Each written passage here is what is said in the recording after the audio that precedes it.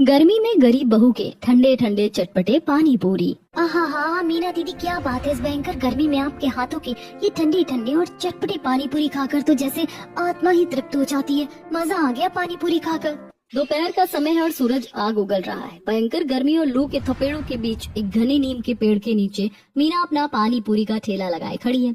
ठेले पर 2-3 बड़े से मटके रखे, मटके के अंदर पानी पूरी के अलग अलग पानी रखे। ठेले के पास ग्राहकों की भारी भीड़ है। 2 कॉलेज की लड़कियां पसीने से तरबतर होकर ठेले के पास आती है और पानी पूरी खाती हैं। आहा सच में दीदी, आपकी पानी पूरी बहुत ही ज्यादा टेस्टी है। इतना तीखा, इतना ठंडा, एकदम दिमाग ठंडा हो गया। ये काम कीजिए, मुझे 20 रुपए की और पानी पूरी दे दीजिए। लीजिए बहन जी, खाइए, गर्मी बहुत है। ये पुदीने और बर्फ वाला पानी तो पेट को एकदम ठंडा रखेगा।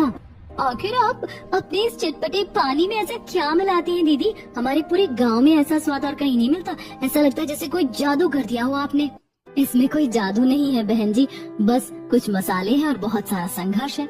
रानी और कविता पानी पूरी खाकर चली जाती है और मीना दूसरे ग्राहकों को पानी पूरी खिलाने लगती है।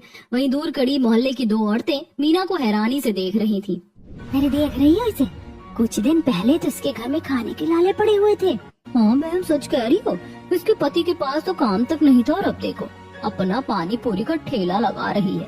मीना औरतों की बातें सुन लेती है। उसके चेहरे की मुस्कान गायब हो जाती है। पर मीना के चेहरे की मुस्कान गायब होने के पीछे की वजह क्या थी? मीना अपने पानी पूरी में ऐसा क्या डालती थी जो लोग उसकी पानी पूरी के दीवाने थे, और उसने पानी पूरी का काम कैसे शुरू किया, ये जानने के लिए कहानी में पीछे चलते हैं।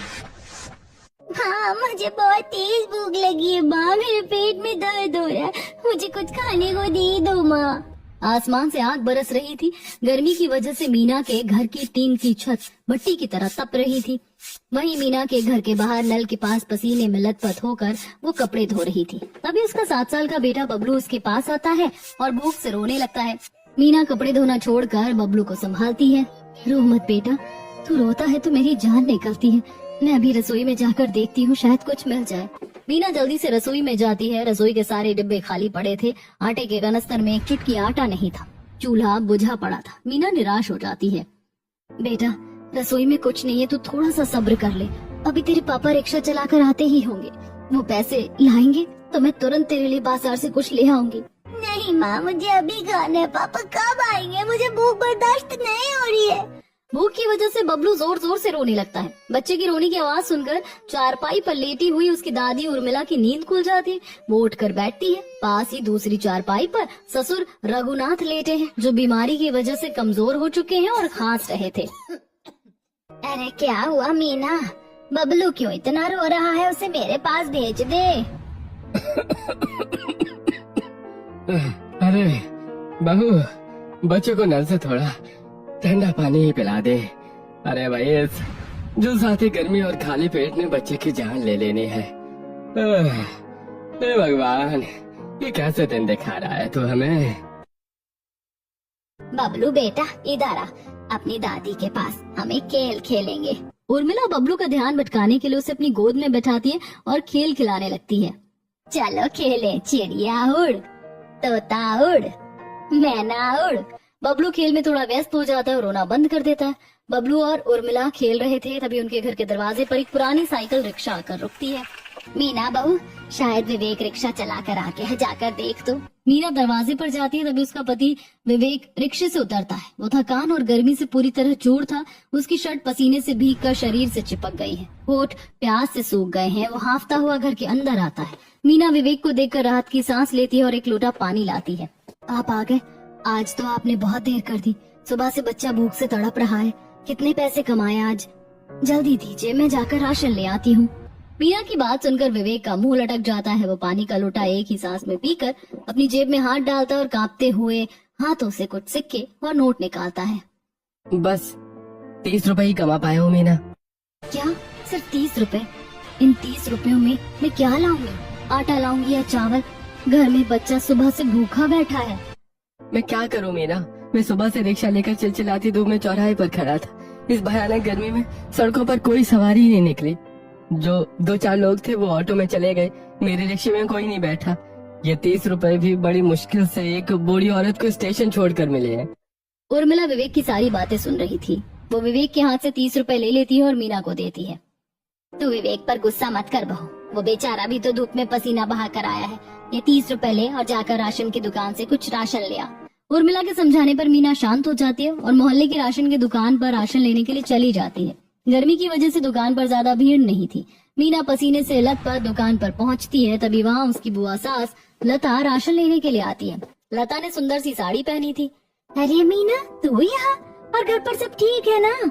हाँ बुआ जी, सब कुछ ठीक है, मैं तो राशन लेने आई हूँ।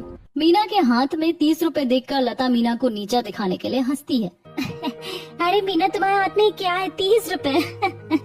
इस महंगाई में 30 रुपए लेकर तुम राशन की दुकान पर क्या खरीदने आई हो? 2-4 बिस्कुट या माचिस की डिबिया? बुआ जी, 30 रुपए भी बहुत होते हैं हम गरीब लोगों के लिए। समय समय की बात है, आज मेरे पति का वक्त खराब है, लेकिन हम लोग इज्जत की रोटी खाते हैं। काहे की मेहनत? वो रिक्शा भी तो हमारा ही है जो मैंने दया करके उसे चलाने को दे रखा है। मैंने तो पहले ही समझा था तुम्हारी सास को कि अपने बेटे विवेक को मेरे बेटे मनीष के ऑफिस में चपरासी बना दो, कम से कम 2 वक्त की अच्छी रोटी तो नसीब होती। लेकिन तुम लोग माने नहीं।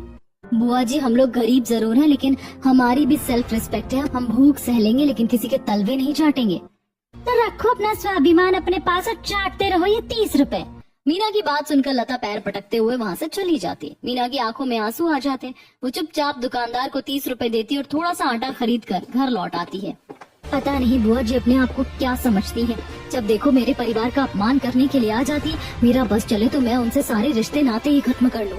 ये सब सोचते हुए मीना गुस्से में घर आती है और अपने साथ लाए आटे से कुछ रोटियां बनाती है। परिवार के सभी लोग जमीन पर बैठकर सूखी रोटी के साथ अचार खा रहे थे। बबलू भूख की वजह से रोटी को जल्दी जल्दी निगल रहा था। ये देखकर रघुनाथ की आंखों से आंसू आ जाते हैं।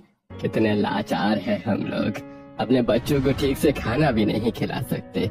सभी जैसे तैसे अचार रोटी खाते हैं और फिर सो जाते हैं। अगले दिन विवेक सुबह 6 बजे उठ जाता है और अपने परिवार को सोता हुआ छोड़कर दबे पांव रिक्शा लेकर निकल जाता है। वो पूरे दिन पसीने से भीगकर रिक्शा चलाता है, कभी भारी सामान ढोता है, कभी सवारियों को बैठाता है। शाम ढलते ढलते वो 100 रुपए कमा लेता है।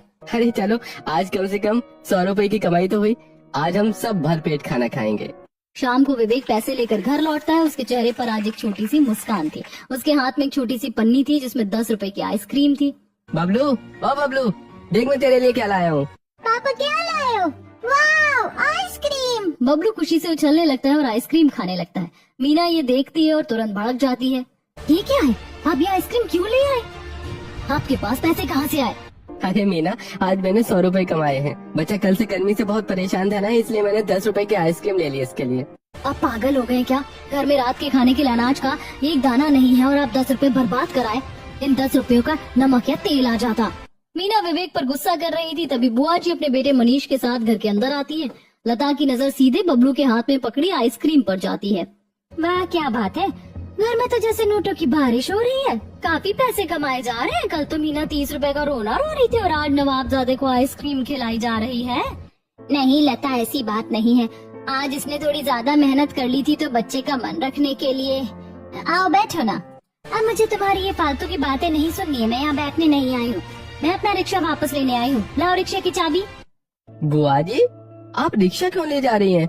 मैं तो आपको हर महीने पैसे देता हूँ ना। ओए, कौन से पैसे दे रहा है तू? जब से ये गर्मी बढ़ी है तूने आधा किराया ही दिया है हमें रिक्शा देकर। आखिर मिल ही क्या रहा है? हम इस रिक्शे को किसी दूसरे को किराए पर चढ़ा देंगे तो कम से कम हमें हमारी पूरी कमाई तो मिलेगी। तुम जैसों को रिक्शा देना ही हमारी सबसे बड़ी बेवकूफी थी। लता, ऐसा मत करो। ये रिक्शा ही हमारे जीने का इकलौता सहारा। अगर ये छिन गया तो मेरा पूरा परिवार भूखा मर जाएगा। भगवान के लिए रहम करो। माफी वो तो तुम्हें नहीं मिलेगी। उस दिन भरे बाजार तुमने मेरी बेइज्जती की थी ना मीना, भुगतो। मनीष रिक्शे को लेकर चला जाता है। लता भी घमंड से मुस्कुराते हुए वहाँ से चली जाती है। उर्मिला जमीन पर बैठकर फूट फूट कर रोने लगती है। मीना पत्थर की तरह खड़ी ये सब देखती रहती है।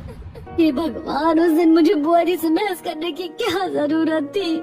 ये सब सोचकर मीना रोने लगती है। रिक्शा छिन जाने के बाद अगले दिन विवेक बिना कुछ खाए पिए सुबह से पागलों की तरह काम की तलाश में भटक रहा था, लेकिन उसे कहीं भी काम नहीं मिला था। धूप में काफी देर भटकने के बाद आखिर में वो एक कंस्ट्रक्शन साइट पर पहुंचता है। मालिक, मुझे कोई भी काम दे दीजिए, मैं हर काम कर लूंगा। मेरे घर में बच्चा भूखा है। ये तो बहुत दुबला पतला है रे। यही तो लोहे के रॉड उठाने का काम कर पाएगा। चल जाकर वो लोहे के रॉड ऊपर 3री मंजिल पर पहुंचा। जी मालिक, मैं अभी करता हूँ। विवेक अपने कंधे पर भारी लोहे की रॉड उठाता है और सीढ़ियां चढ़ने लगता है। धूप सीधे उसके सिर पर पड़ रही थी। उसे कल रात से खाना नहीं खाया था। वो पहली मंजिल तक पहुंचता है, तभी गर्मी और प्यास और कमजोरी की वजह से उसकी आंखों के सामने अंधेरा छाने लगता है, पानी, चक्कर आ रहा है मुझे। जिससे विवेक का बैलेंस बिगड़ता है। वो चक्कर खाकर जमीन पर गिर पड़ता है। उसके कंधे पर रखे भारी लोहे के रॉड उसके ऊपर गिर जाते हैं। एक रॉड सीधा उसके हाथ पर जोर से गिरता है। मेरा हाथ!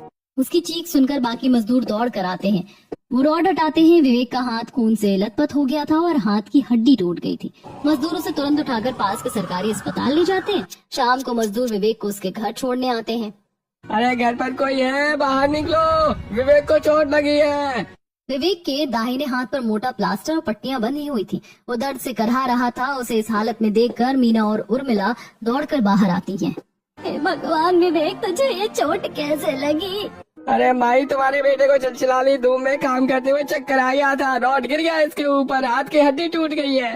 सरकारी अस्पताल में पट्टी बनवा दी है। अब ये कुछ महीनों तक कोई भारी काम नहीं कर पाएगा।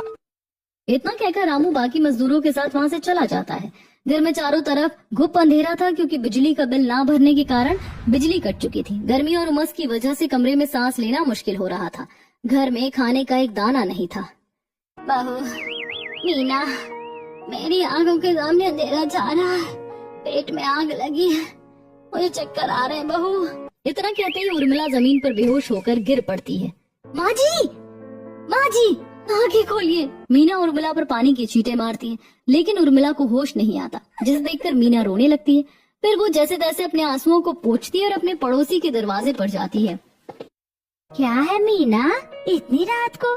चाची, मेरे घर में सब भूखे, मेरी सास बेहोश हो गई है, पति का हाथ टूट गया, मुझे बस थोड़ा सा चावल दे दीजिए। मीना की हालत देखकर बिंदु को उस पर दया आ जाती है और वो मीना को चावल और थोड़े दाल दे देती है। मीना घर जाकर दाल चावल बनाती है। सभी दाल चावल खाते हैं। विवेक गर्मी और दर्द से परेशान होकर रो रहा था। मीना हाथ पंखे से उसे हवा करती है। हे भगवान, तूने मुझे इतना लाचार क्यों कर दिया? मैं कैसा पति हूँ, कैसा पिता हूँ। मेरे परिवार को आज दूसरों के सामने हाथ फैलाना पड़ रहा है। मीना, मुझे माफ कर दो। मेरी वजह से तुम सबको ये दिन देखने पड़ रहे हैं। आप ऐसे क्यों बोल रहे हैं जी? जब तक मैं हूँ आपको चिंता करने की कोई जरूरत नहीं है। ये बुरा वक्त है, कट जाएगा। आप बस मुझ पर भरोसा रखिए। हमारा घर अच्छे से चलेगा। मैं कुछ ना कुछ काम जरूर ढूंढ लूंगी। आप बस अपने हाथ को आराम दीजिए। मीना विवेक को समझाकर सुला देती है और खुद भी सो जाती है। अगले दिन मीना काम की तलाश में कई लोगों के घर पर जाती है। चिलचिलाती धूप और लू के थपेड़ों से उसका चेहरा लाल हो गया था। कई जगह से मना होने के बाद वो एक बड़े बंगले के सामने पहुंचती है। बंगले की मालकिन बाहर ही खड़ी थी।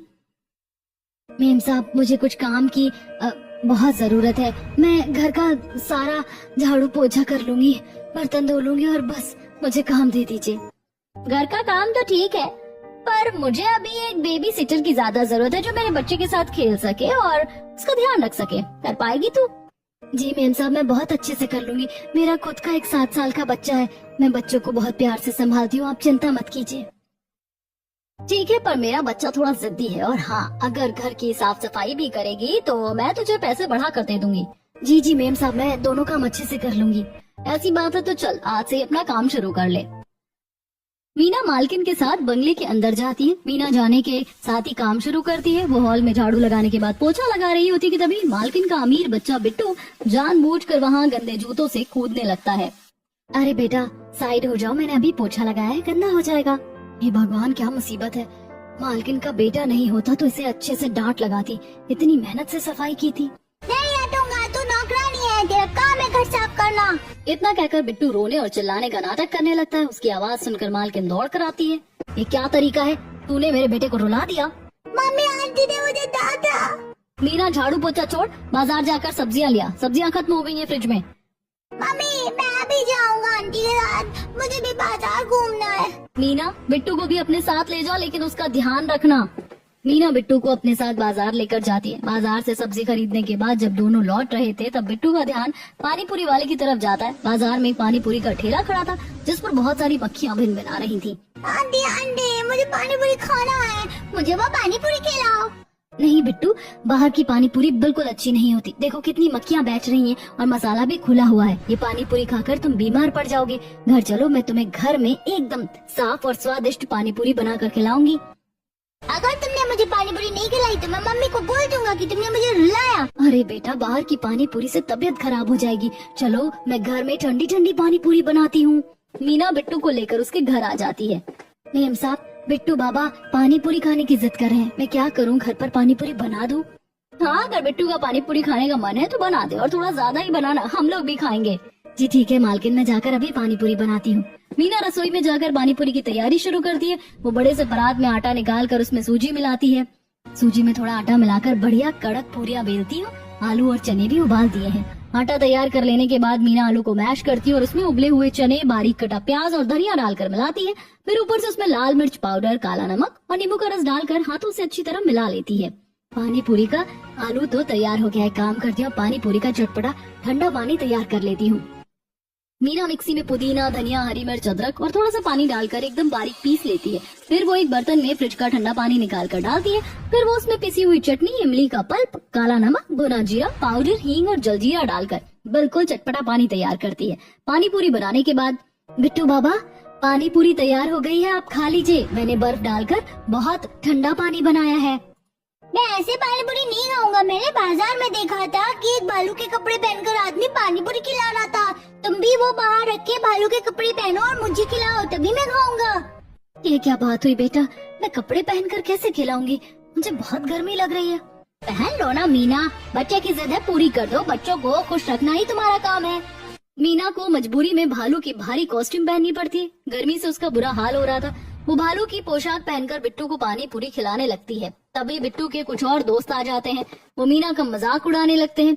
कोई भालू के कान खींचता है तो कोई उसकी पूंछ खींचता है। देखो देखो हमारा भालू पानी पूरी खिला रहा है। मीना को उस कॉस्ट्यूम के अंदर बहुत पसीना आ रहा था और घुटन भी हो रही थी। जब काम खत्म होता है तो उसकी मालकिन उसे 1000 का नोट देती है। ये ले तेरे आज के 1000 रुपए। तूने बच्चों का बहुत अच्छा मनोरंजन किया और काफी सारी पानी पूरी बच गई है, तो उसे अपने घर ले जा। मीना पानी पूरी लेकर भारी कदमों से अपने घर लौटती है। वो घर पहुंचते ही फूट फूट कर रोने लगती है। मीना को रोते देखकर उर्मिला उसके पास आती है। क्या हुआ बहू, तू इतना रो क्यों रही है? किसी ने कुछ कह दिया क्या? माँ जी, आज मुझे 1000 रुपए तो मिले, लेकिन इसके लिए मुझे अपना आत्मसम्मान कितना गिराना पड़ा ये मैं ही जानती हूँ। अमीर लोग तो हम गरीबों को इंसान ही नहीं समझते। उन्होंने मेरा मजाक बना कर रख दिया, मुझे भालू की पोशाक पहनाकर बेइज्जत किया। शांत हो जा बहू, अभी हमारा बुरा वक्त चल रहा है, लेकिन तू देखना ये दिन भी कट जाएंगे।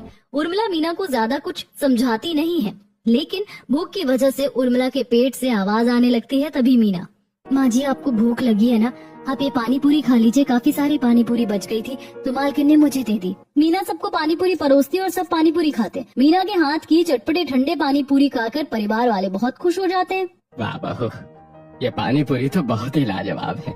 इतनी कुरकुरी और इसका पानी आहा हा हा, एकदम ठंडा और मसालेदार।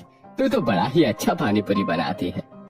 सच में मीना, इतना चटपटा पानी पूरी मैंने आज तक बाजार में नहीं खाया। मीना के हाथ का पानी पूरी खाकर उर्मिला के दिमाग में एक बहुत ही अच्छा आइडिया आता है। बहू, जब तू इतनी स्वादिष्ट पानी पूरी बनाती है तो तू अपने ससुर जी के उस पुराने ठेले पर पानी पूरी बेचने का काम क्यों नहीं शुरू कर देती? तब तक दूसरों के घरों में जाकर बेइज्जती सहेगी। अपना काम कर, अपनी इज्जत से रोटी कमा। माँ बिल्कुल सही कह रही है मीना, तुम्हें अपना ही काम शुरू करना चाहिए। माना कि कमाई शुरू में कम होगी, लेकिन कम से कम तुम्हें बेइज्जती तो महसूस नहीं होगी। आप सब सही कह रहे हैं। मेरे पास जो ये 1000 रुपए हैं, मैं इसी से कल पानी पूरी का सामान लेकर आऊंगी। अगली सुबह रघुनाथ हथौड़ी लेकर पुराने ठेले की मरम्मत करके ठेले को साफ कर देते हैं। लो बहू, ठेला तो एकदम चकाचक हो गया। अब तुम इस पर अपना व्यापार शुरू करो, भगवान तुम्हारा साथ देगा। मीना बाजार से सामान ले आती है। वो और उर्मिला मिलकर पानी पूरी बनाने की तैयारी करने लगती हैं। उर्मिला आलू और चना उबालने के लिए चढ़ाकर एक परात में आटा और सूजी मिलाकर गूंथती है। माँ जी, आज मैं पानी पूरी का पानी और भी खास बनाऊंगी। इस भयंकर गर्मी में पुदीने और कच्चे आम की कैरी का पानी डालूंगी और जलजीरा भी मिलाऊंगी। मीना सिलबट्टे पर पुदीना, आम, हरी मिर्च, अदरक पीस कर पेस्ट बनाती है। फिर एक मटके में पानी डालकर उसमें इमली का पल्प, पुदीना, आम का पेस्ट मिलाती है। फिर काला नमक, जीरा पाउडर, हींग और जलजीरा डालकर पानी तैयार करती है। पानी को ठंडा करने के लिए मीना पड़ोस से बर्फ के बड़े बड़े टुकड़े लाकर मसालेदार पानी में डालती है। इस भयंकर गर्मी में जब लोगों के गले सूखेंगे तो ये ठंडा ठंडा चटपटा पानी उन्हें जन्नत का मजा देगा माँ जी। मीना अपना ठेला लेकर गांव के चौराहे पर पहुंचती है और एक बड़े नीम के पेड़ के नीचे खड़ी हो जाती है और वो जोर जोर से आवाज लगाती है, आइए आइए, गर्मी भगाइए, ठंडे ठंडे चटपटे और करारे पानी पूरी खाइए, बर्फ वाला तीखा पानी। मजदूर और गांव के लोग जो खेत से लौट रहे होते वो मीना की आवाज सुनकर ठेले के पास आते हैं।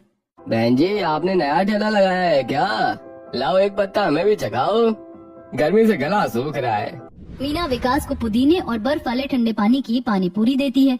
अरे वाह बहन जी, क्या स्वाद है, एकदम ठंडा और मुंह में पानी लाने वाला है। विकास मीना की ठंडी ठंडी चटपटी पानी पूरी खाकर खुश हो जाता है। तभी कुछ औरतें भी वहाँ से गुजरती हैं।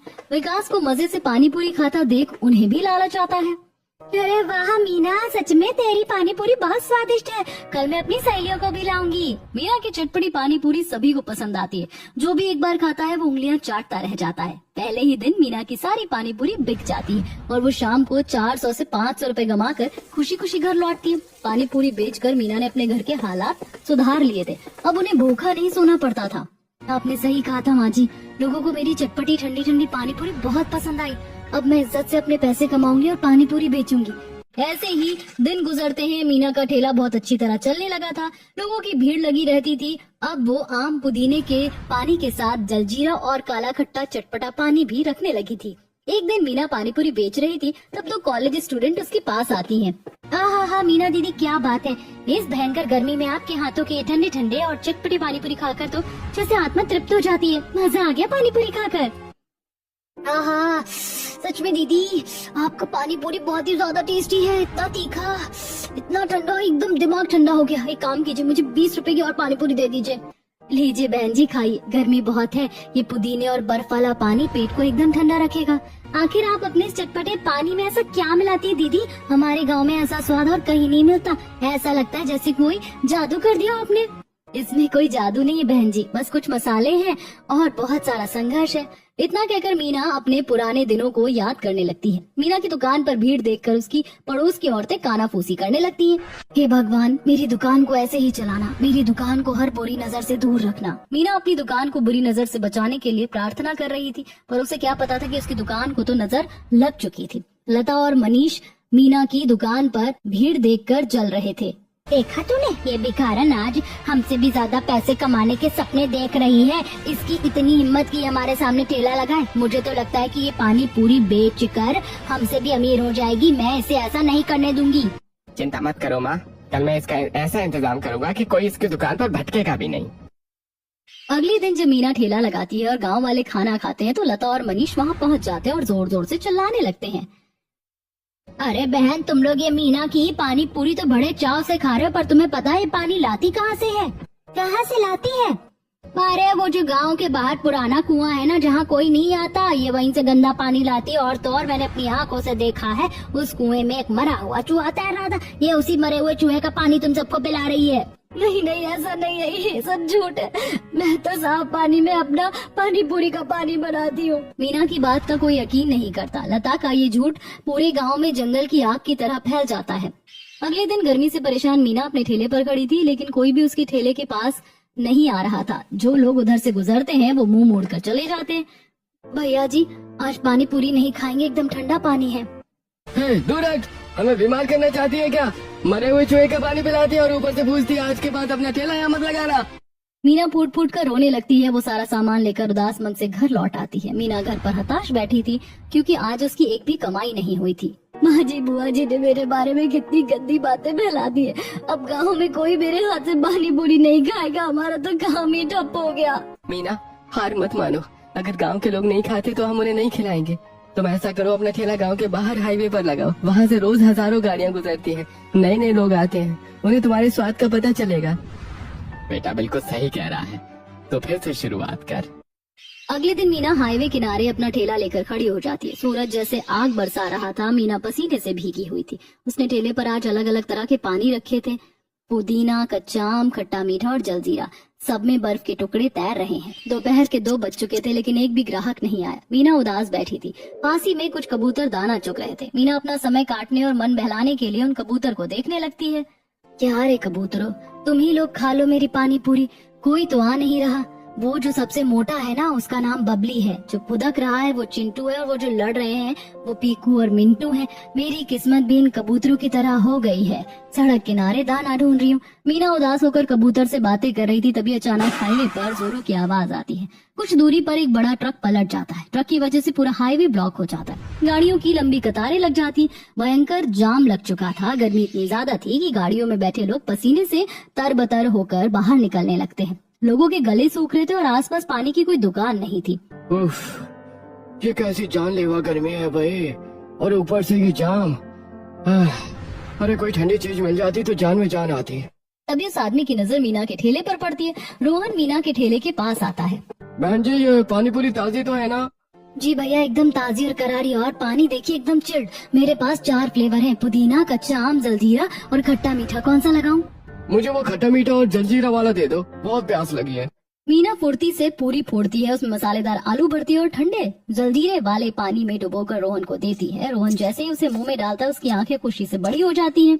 अरे वाह, मजा आ गया भाई। मैंने आज तक इतना बढ़िया ठंडा और स्वादिष्ट पानी पूरी कहीं नहीं खाया। बहन जी, 30 रुपए की और लगा दो। रोहन को मजे से खाते देख जाम में फंसे बाकी लोग भी अपनी गाड़ियों से निकलकर ठेले की तरफ आने लगते हैं। कुछ ही देर में मीना के ठेले पर भयंकर भीड़ लग जाती है। मुझे कच्चा आम वाला देना। मीना के हाथ रुकने का नाम नहीं ले रहे थे। उसकी सांसें तेज चल रही थी, लेकिन चेहरे पर एक बहुत बड़ी मुस्कान है। लोग उंगलियां चाट चाट कर खा रहे थे और मीना की तारीफ कर रहे थे। देखते ही देखते मीना का सारा पानी, सारी पूरियां और सारा मसाला खत्म हो जाता है। माफ कीजिएगा भैया, आज का सारा सामान खत्म हो गया। कल मैं और ज्यादा लेकर आऊंगी। बहन जी, अब से तो मैं हर दिन आपके यहाँ पानी पूरी खाने आऊंगा। लोग निराश होते हैं पर अगले दिन आने का वादा करके जाते हैं। मीना अपना खाली ठेला लेकर झोले में ढेरों पैसे भरकर खुशी खुशी घर की ओर दौड़ती है। मीना घर पहुंचती है और अपनी सास उर्मिला के सामने पैसों से भरा झोला पलट देती है। नोट और चिल्लर जमीन पर बिखर जाते हैं। हे मेरे राम, इतने सारे पैसे। माँ जी, हाईवे पर बहुत भीड़ थी, लोगों ने लाइन लगाकर मेरी पानी पूरी खाई है। मेरी मम्मी सबसे अच्छी पानी पूरी बनाती है। मुझे तुम पर गर्व है मीना। ये सब तेरी मेहनत और हिम्मत का फल है मेरी बच्ची। इस दिन के बाद हाईवे पर मीना का ठेला रोज लगने लगा और उसकी बहुत अच्छी कमाई होने लगी। कुछ दिनों बाद मीना ने अपने कमाए हुए पैसों से विवेक के हाथ का एक बहुत अच्छे डॉक्टर से इलाज करवाया। इलाज के बाद विवेक का हाथ बिल्कुल ठीक हो गया। मीना, अब मेरा हाथ एकदम ठीक है। अब मैं भी तुम्हारे साथ काम में मदद करूंगा। तुम्हें अब अकेले इतनी मेहनत नहीं करनी पड़ेगी। धीरे धीरे विवेक भी मीना के साथ ठेले पर काम में मदद करने लगता है। एक ठेले से दोनों पति पत्नी साथ मिलकर काफी अच्छी कमाई करने लगे और फिर उनकी मेहनत इतनी रंग लाती है। दोनों पति पत्नी मिलकर उसी हाईवे पर अपनी खुद की एक पक्की ठंडी ठंडी चटपटी पानीपुरी की दुकान खोल लेते हैं। अब मीना और विवेक मिलकर खुशी खुशी अपनी दुकान चलाते हैं।